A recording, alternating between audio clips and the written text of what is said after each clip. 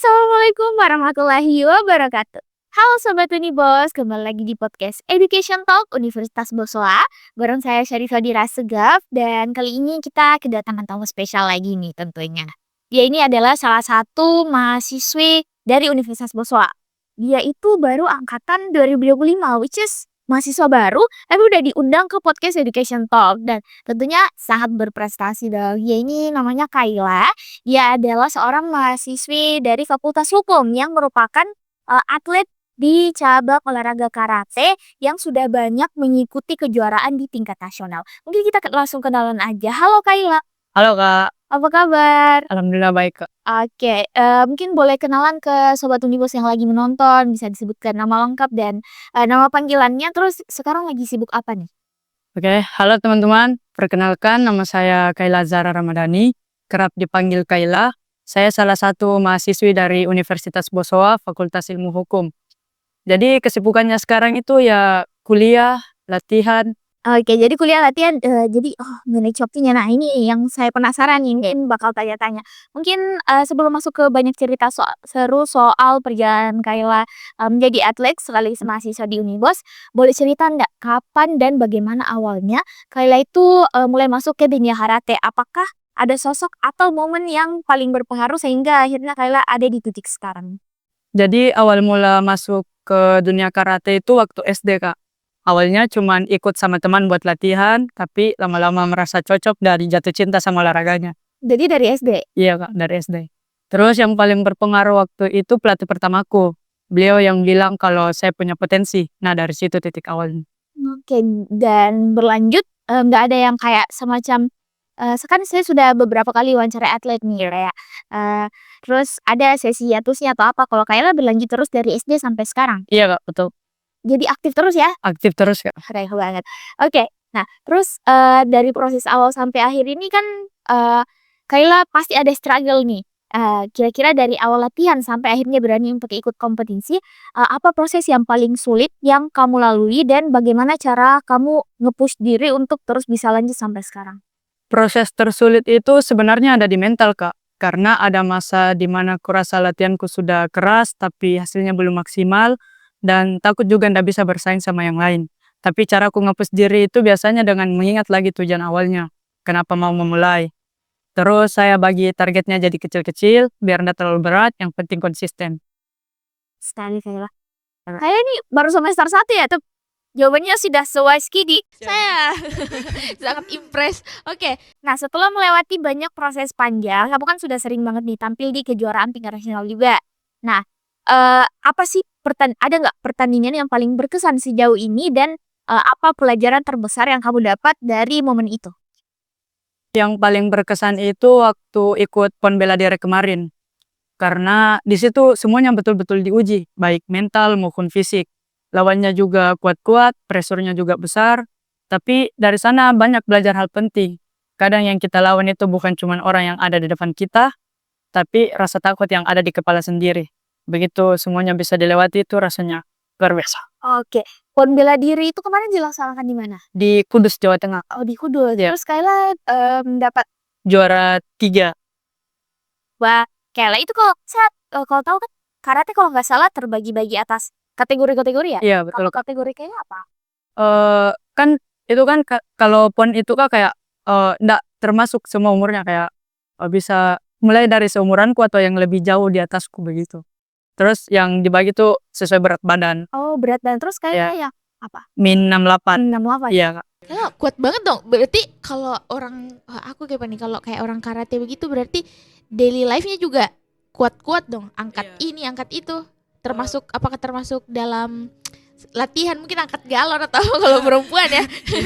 Gimana Kayla tuh? Kalau saya kemarin kan, itu kan bukan kelasku Kak dan, bukan maksudnya saya tuh mainnya di 61, tapi karena kelas yang kosong cuman min 68, jadi yang di situ 68. Jadi harus kuat-kuat makan, minum susu, begitu gitu. Jadi kayak per kelas itu memang beda-beda ya effort untuk Iya betul Kak, mungkin ada yang over timbangannya dan dikasih kurang, atau yang kurang dikasih naik.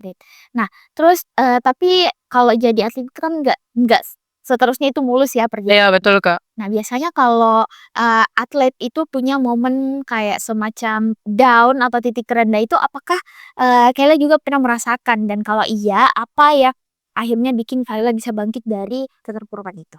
Kalau momen down itu ketika ikut pertandingan terus kalah. Nah, di situ momen down-nya. Tapi yang bikin bangkit lagi itu ya keluarga sama pelatih. Mereka yang terus kasih ingat kalau setiap proses atlet itu memang naik turun, nggak selamanya di atas. Nah, makanya itu yang bikin bangkit lagi. Oke, jadi kalau Kayla kan sudah tentunya banyak banyak kali, ikut pertandingan ya. Iya, Kak. Kayak setiap kalah itu apakah masih merasa kayak down terus begitu, masih terulang-ulang rasa, rasa apa ya, kayak merasa rendah dirinya atau kayak semakin banyak pertandingan yang diikuti, kalian jadi kayak bisa semakin kayak, "Oh ini nggak apa-apa," gitu, atau masih merasa kayak masih ambis gitu untuk kayak mau menang terus? Kadang yang kalau kayak pertandingan yang kita yakin, Kak, untuk bisa memenangkan pertandingan itu, mungkin di situ kayak merasa, "Aduh, kenapa kalah begini-begini," tapi lama-lama juga kayak nggak bisa terus-terusan di situ karena, berpikir, Kak, harus jadi lebih baik lagi dari sebelumnya. Jadi terus di-up lagi latihannya begitu. Oke oke, got Iya. Nah, terus, kita masuk ke kehidupan kuliah nih. Eee, Kakak kan masih sama Fakultas Hukum ya? Iya, Kak. Nah, sejauh ini gimana cara kamu membagi waktu antara akademik kamu sama, yang tadi kamu mention latihan-latihannya gimana time manajemennya? Apakah ada momen kayak sampai bertabrakan itu kayak ada kelas tapi, harus latihan yang semisal full day karena besok ada pertandingan atau gimana bisa diceritain? Sering, Kak, dan jujur ndak mudah, apalagi karena kuliah hukum itu lumayan padat, kadang bentrok juga dengan jadwal latihan dan jadwal pertandingan. Tapi berusaha disiplin, kayak lagi kalau masa latihan berat itu, tugasnya dicicil dulu atau coba diskusikan dengan dosen, intinya itu di komunikasi. Oke, jadi, alhamdulillah dosen sini support ya berarti? Iya, alhamdulillah. Jadi kita harus pintar atur waktu saja, Kak. Oke oke. Iya. Nah terus dalam perjalanan kamu sebagai atlet nih sekaligus mahasiswa, apa sih bentuk dukungan dari Unibos, yang paling kamu rasakan? Mungkin dari kampus atau dosen selain dari, mungkin meng-approve ketika kamu memiliki jadwal yang bertabrakan dengan kelasnya mereka aja? Unibos sangat support, Kak. Dosen-dosen juga pengertian kalau lagi persiapan pertandingan, biasa teman-teman juga selalu bantu mengizinkan kalau lagi, ndak bisa hadir dan kampus juga selalu kasih ruang, izin, dan motivasi, jadi rasanya tuh ndak jalan sendiri. Oke keren banget ya, oke oke. Nah, eee, Kayla kan di Fakultas Hukum nih. Nah, seberapa besar sih peran dari ilmu hukum yang Kayla pelajari dalam kehidupan, sebagai atlet? Apakah kayak ada kaitannya kah dengan semisal mental, etika bertanding, atau mungkin, eee, perencanaan karir Kayla ke depannya bagaimana? Besar, Kak, sangat besar karena hukum juga itu mengajarkan soal disiplin, berpikir kritis, dan, punya etika dalam bersikap. Di dunia olahraga pun itu sangat terpakai, Kak, kayak soal sportivitas, komitmen, dan cara mengatur perjanjian buat karir ke depannya. Jadi kurasa dua dunia ini tuh saling menguatkan. Oke, kalau boleh tahu, kenapa sih aku belum sempat nanyain di awal, kenapa Kayla memilih jurusan hukum? Padahal Kayla adalah seorang atlet karate nih, kayak kalau bisa dibilang kalau orang awam kan itu kayak bertabrakan ya, kayak kenapa Kayla memilih jadi jurusan hukum? Sebenarnya tuh, Kak, saya memilih jurusan hukum itu karena kan mau mendaftar polisi, Poluan, iya. Makanya jadi mungkin ku cari yang, mana yang lebih nyambung dengan Kalau pendaftaran. cita-citanya Kayla jadi seorang poluan. Iya, Kak, betul. Semoga lancar ya Kayla. Amin. Pasti tidak mungkin sih tidak diterima kayak Amin amin, Kak. semoga lancar ya, walaupun perjalanannya mungkin masih panjang, Kayla masih semester 1 Satu, ya, Kak. 1. Iya, Kak. Saya amazed banget sih, awalnya kaget kayak, bikin berita itu kayak angkatan 2025 Iya, Kak. dan 2025. Kayla sudah memenuhi feeds Instagram official Unibos. Oke, terakhir nih sebelum kita tutup sesi hari ini. Mungkin untuk teman-teman Unibos yang mungkin, punya mimpi besar juga tapi masih ragu karena, kuliah dan kegiatan lainnya itu.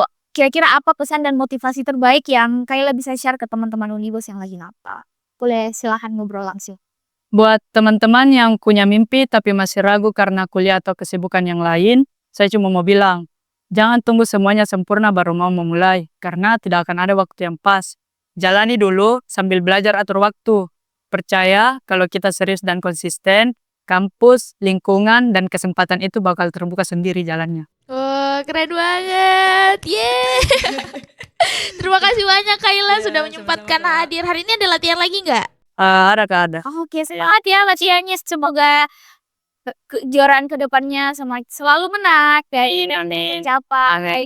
Ya di sini juga lancar, bisa pokoknya apa yang diinginkan bisa tercapai ya. Siap. Oke, terima kasih buat sobat-sobat Unibos yang sudah menonton podcast kali ini. Semoga insight-insight yang kita dapatkan dari narasumber kita hari ini bisa menginspirasi sobat-sobat Unibos di rumah. Oke, mungkin sampai sini dulu podcast kita hari ini. Sampai jumpa di next episode. Bye-bye. Assalamualaikum warahmatullahi wabarakatuh.